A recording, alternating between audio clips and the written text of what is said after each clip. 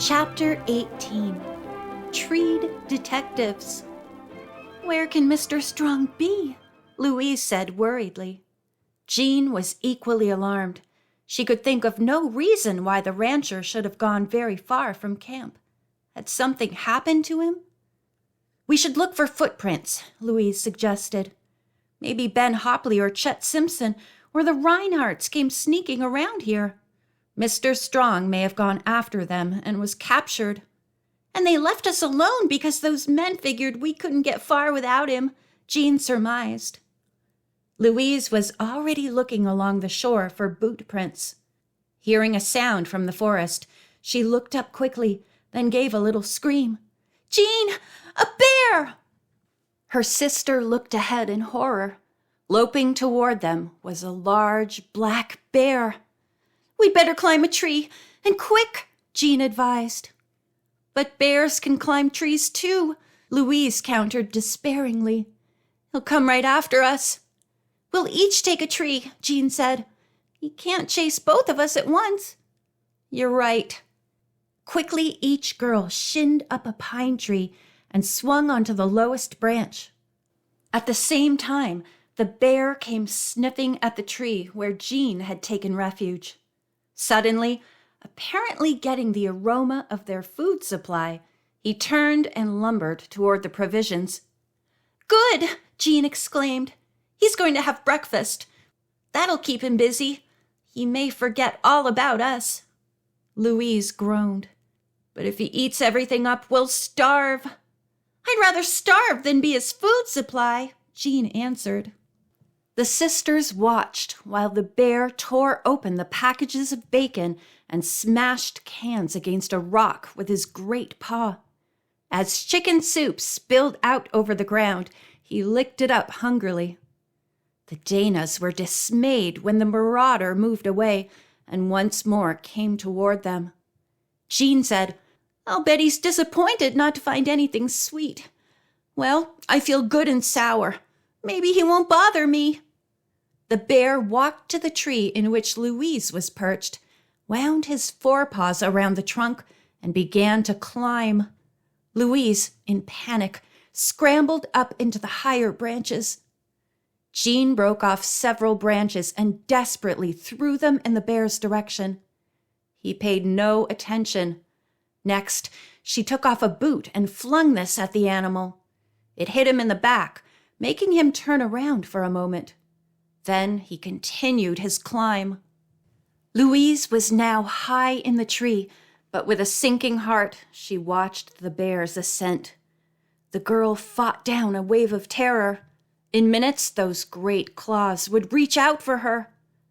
"I must stop him," Jean was thinking wildly.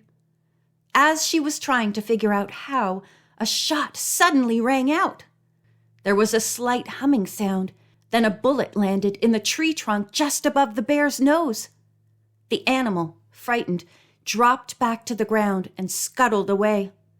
In a moment, Mr. Strong appeared from among the trees, carrying his rifle. "Guess I got back just in time," he said with a chuckle. "Being treed by a bear is no fun." "I agree," said Louise, as she made her way down the trunk. "Thanks a million."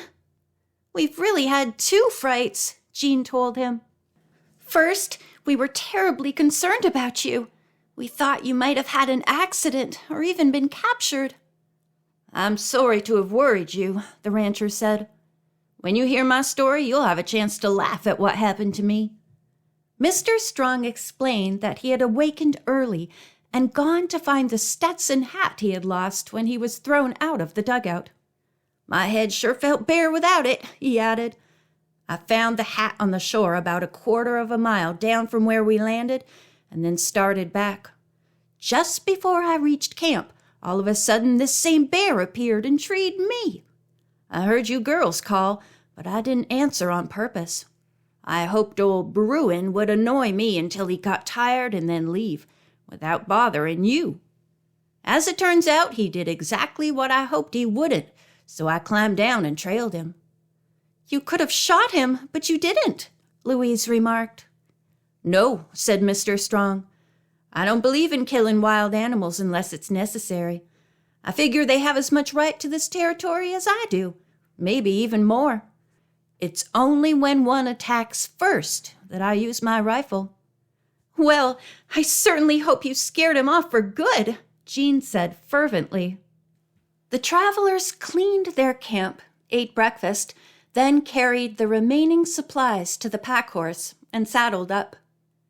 They rode for about an hour, part of the time through canyon country. Finally, they came out onto a large, flat bench. Mr. Strong called a halt and said, "From the end of this bench, we should be able to see what is left of Lost Lake."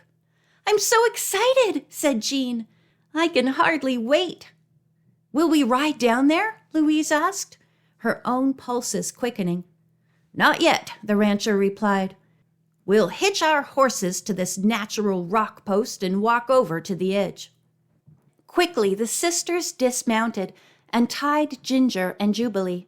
Then they hurried ahead of Mr. Strong toward the rim of the bench. Reaching it, they gazed in awe at the panorama below. In the background was a small greenish-blue lake, which drained into a tiny river.